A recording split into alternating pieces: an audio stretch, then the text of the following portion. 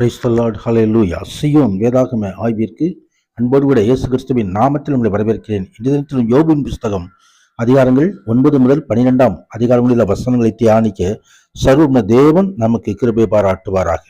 9வது அதிகாரத்தில் தான் குறைபாடு இல்லாத நீதிமானாக தேவனுக்கு முன்பாக இருக்க முடியாது என்று யோபு ஒப்புக்கொண்டதை நாம் பார்க்கிறோம்.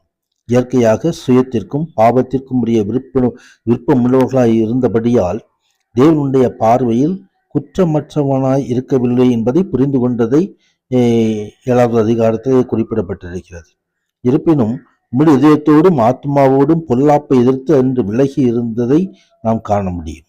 மிக பெரிதான பாவம் செய்துவிடவில்லை என்றாலும் அப்படிப்பட்ட துன்பங்களுக்கு தான் தகுதியுள்ளவன் அல்ல என்று உறுதியாய் நம்பியிருக்கிறதை நாம் இங்கே காண முடியும். கர்த்தருக்கு உண்மை உண்டாவது.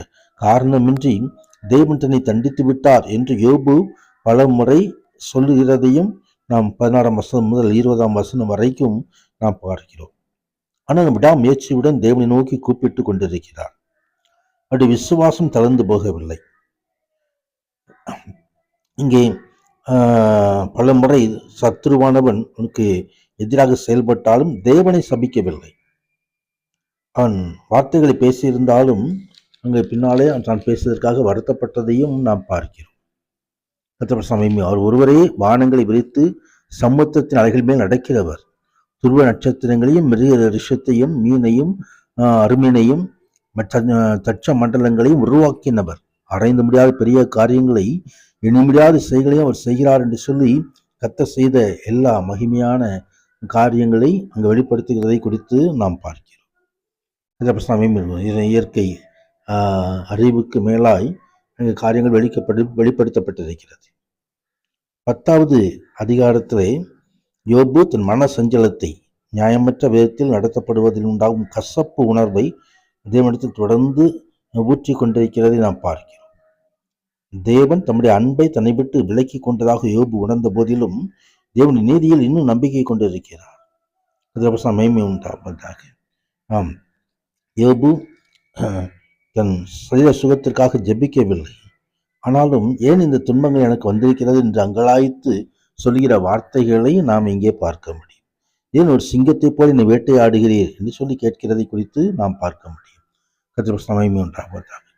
தொடர்ந்து 16வது அதிகாரத்திலே சோப்பார் நாகமத்தியனாகிய சோப்பார் அங்கே யோபுவிடம் பேசுகிறதை நாம் பார்க்கிறோம். ஏராளமான வார்த்தைகளுக்கு உத்தரவு சொல்ல வேண்டாமோ, வாய்ச்சால்கள் நீதிமானாய் விளங்குவானோ என்று சொல்லி அப்படி சில கேள்விகளை கேட்கிறார்.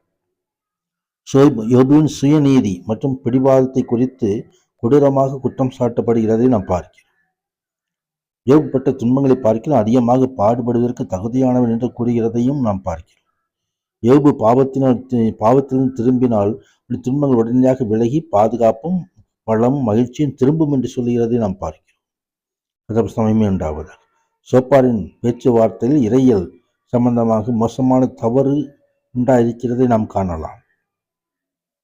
விசுவாசிக்கு முற்பட்ட பகலை பார்க்கிலும் பிரகாசமான ஒளி மயமானது என்று வாழ்வை வேதம் எவ்விடத்திலும் உறுதி செய்யவில்லை. நாம் அநேக உபத்திரம் வழியாக தேவனுடைய ராஜ்யத்தில் பிரவேசிக்க வேண்டும் என்று சொல்லி அப்போஸ்தலர் 14:22 சொல்லுகிறது. இங்கே தொடர்ந்து இந்த வார்த்தைகளிலும் சோப்பார் பல காரியங்களை யோபுவுக்கு சொல்கிறதை குறித்து பார்க்கிறோம். புத்தியில்லாத மனுஷன் கழுதைக்கு குட்டிக்கு ஒப்பாக இருக்கிறான், பிறந்தாலும் பெருநெஞ்சுள்ளவனாய் இருக்கிறான் என்று சொல்லி அநேக காரியங்களை இங்கே துன்மார்க்குடைய கண்கள் கூத்து போகும், அடைக்கலம் விட்டொழிந்து ஒரு நம்பிக்கை சாகரன் போல சுவாசம் அழித்து போகும் சொல்லி பல காரியங்களை சொல்கிற காரியங்கள் யோபுவை வேதனைப்படுத்துகிறது, வேதனை அதிகமாக்குகிறது. இந்த வார்த்தைகளை எல்லாம் தியானிக்கும் பொழுது சொல்லும் தேவன் நம்மோடு இருப்பாராக. 12வது அதிகாரத்தில் யோபு பிரதித்திரமாக பதில் சொல்கிறதை நாம் பார்க்கிறோம். அந்த தேவனிடத்திலே வல்லமையும் ஞானம் உண்டு என்று சொல்கிற ஒரு உறுதிப்பாடும் இங்கே வெளிப்படுத்தப்படுகிறது. தேவன் ஞானம் வல்லமை உள்ளவர் என்றும் நம்மை குறித்து அவரது தரமானவைகள் எல்லாம் மேலான நன்மைகளை பெறுவதற்கு நிச்சயமான வழிகளை விசுவாசிக்க வேண்டும் என்பது 13வது வசனத்திலே சொல்லப்படுகிறது குறித்து அந்த வசனங்களை தியானிக்கும் பொழுது சொல்லும் தேவன் நம்மோடு நம்மை நடத்துவாராக. பரிசுத்தமானவருக்கு மகிமை உண்டாவதாக. ஆமேன், ஆமேன்.